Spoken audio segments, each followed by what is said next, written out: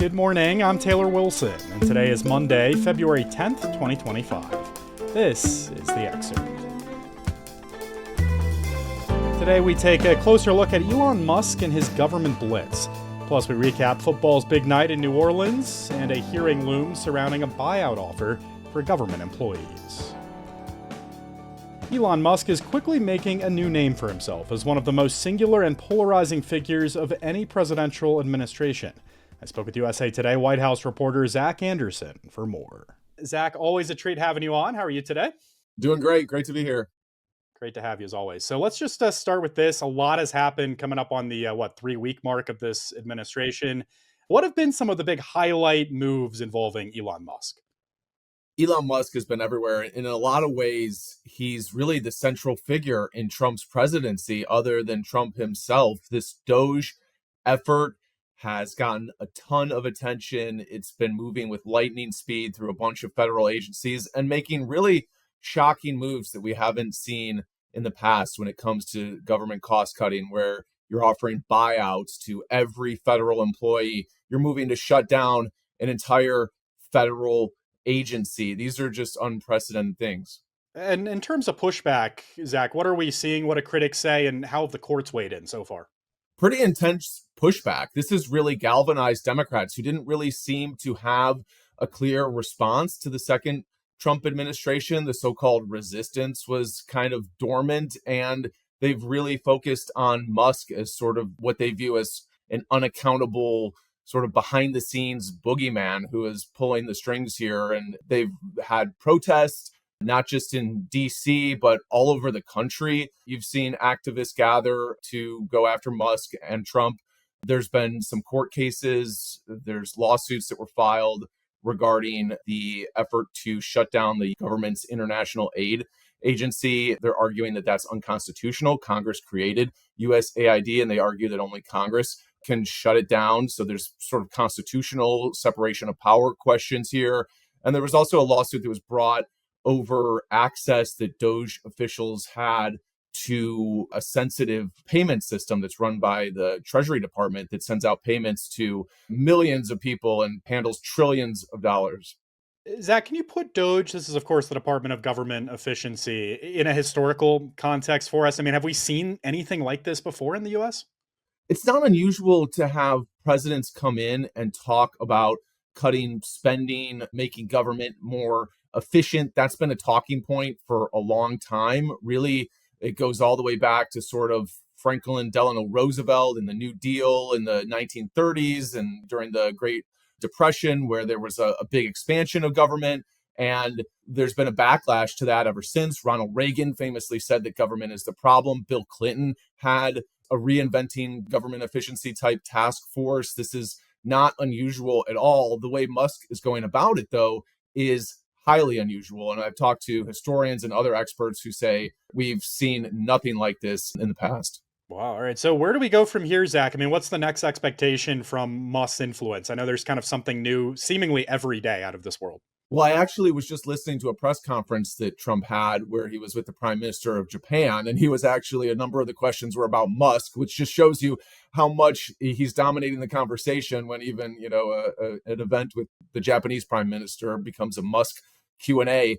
But Trump was asked, kind of what's going on with Musk, and he said that his next targets are the Department of Education and the Pentagon. And that there's all sorts of other areas that he could go into. Now, the Department of Education we knew about, there was already reporting that Doge officials were digging in there.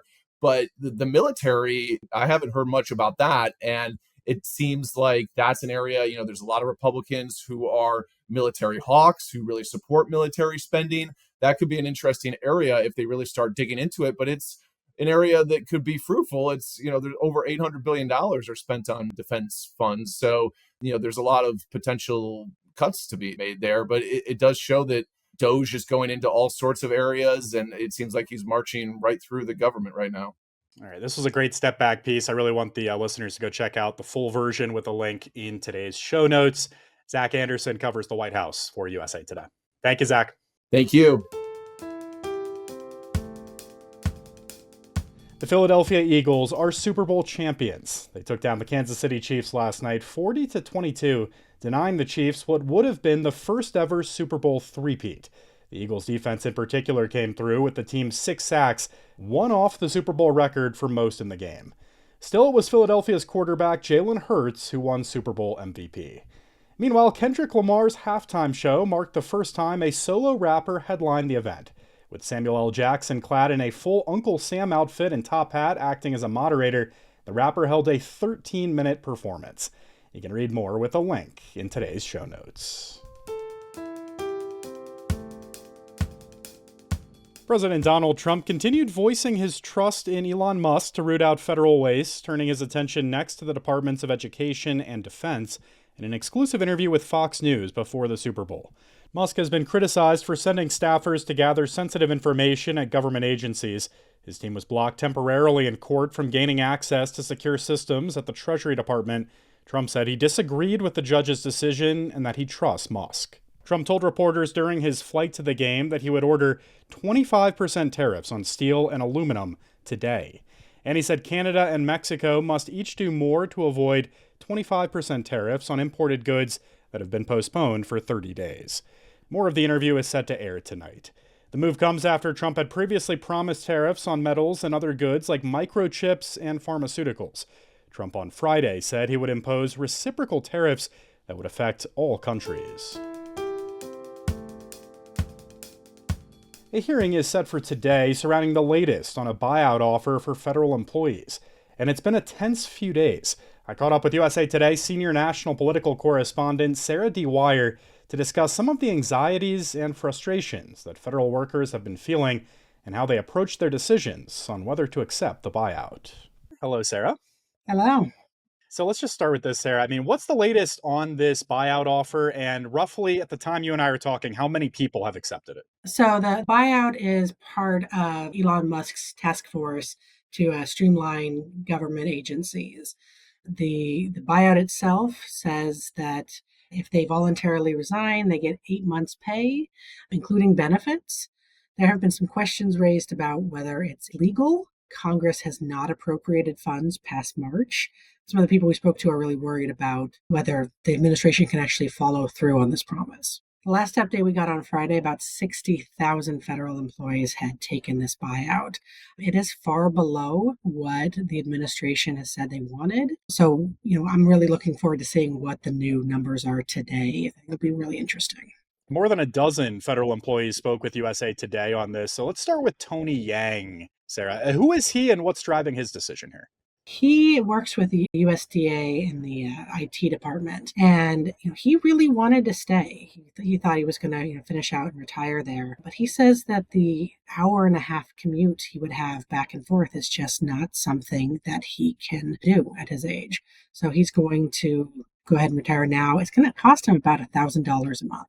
There's also Shane Poole. This is a military veteran who really seems to have been, I would say, disillusioned by all this. Is that fair to say, Sarah? I mean, how so? What did you hear from him? He, again, also really wants to stay. He's a Air Force veteran who now works on the civilian side in the Air Force in Utah. He's upset about how the administration is portraying people like him, calling them the enemy of the American people, calling them lazy, incompetent, low productivity. He doesn't want to leave either, but he feels at this point that he can't trust the administration or the government to have his back.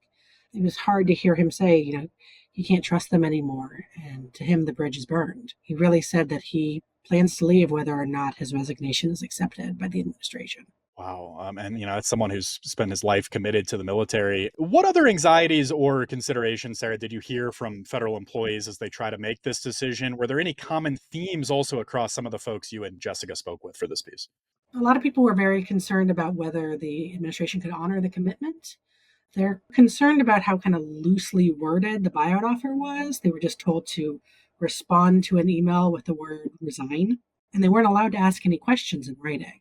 Others were concerned about waiving the right to pursue legal or administrative action if the terms of the buyout aren't followed. But a lot of people really came down to just their personal lives and money. I mean, it's important to remember that 80% of federal employees do not live in the DC area. mean, these are neighbors and people down the street.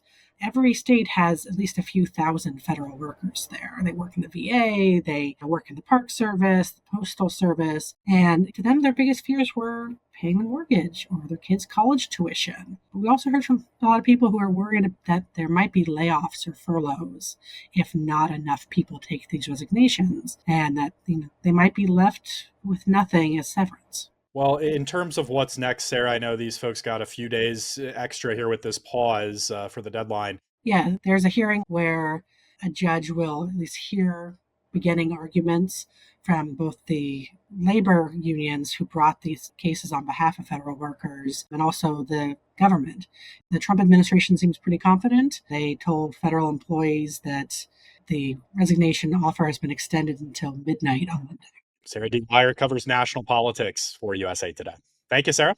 Thanks for having me. With some Black History Month activities being scaled back by the federal government, history and education organizations are ramping up efforts to fill the void. Carsania Wise-Whitehead, president of the Association for the Study of African American Life and History, told USA Today that you don't wait to be celebrated. We celebrate ourselves. She said she's been getting calls from concerned workers at state, local, and federal governments since President Trump issued several executive orders ending support for diversity and inclusion, and the Department of Defense issued a memo declaring Identity Months dead at DoD. Trump made a point of saluting Black History Month and the contributions of some African Americans in a proclamation on January 31st, the eve of Black History Month. But Wise-Whitehead said a proclamation isn't enough, and she and others worry that the administration set a damaging tone when he signed an executive order last month rolling back diversity, equity, and inclusion programs across the government. Still, some Trump supporters have said singling out groups for Identity Month celebrations can be divisive, and new Defense Secretary Pete Hegseth said in the January 31st memo that his staff could not use official resources, including their time, to host events related to cultural awareness months, including Black History Month, Women's History Month, and National Disability Employment Awareness Month. You can read more with a link in today's show notes. Thanks for listening to The Excerpt. You can get the podcast wherever you get your audio, and if you're on a smart speaker, just ask for The Excerpt. I'm Taylor Wilson, and I'll be back tomorrow with more of The Excerpt from USA Today.